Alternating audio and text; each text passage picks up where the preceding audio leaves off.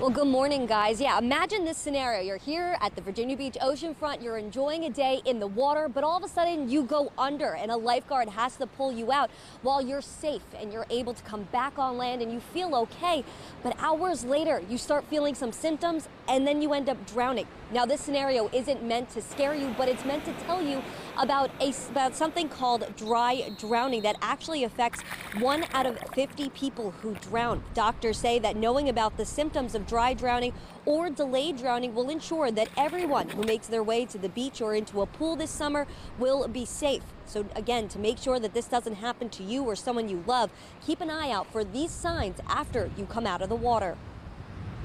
It's usually seen kids, and they'll have some sort of event in the water where they have temporary respiratory symptoms, and then they look fine, and they look fine for hours and hours, and then all of a sudden they'll have persistent coughing, or you'll begin to notice their lips are blue.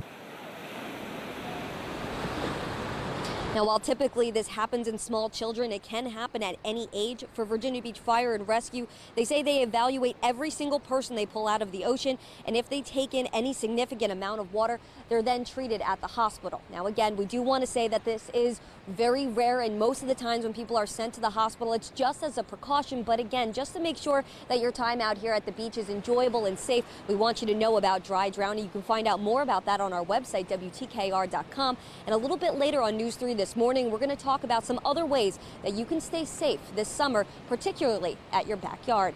In Virginia Beach, I'm Allison Mechanic, News 3.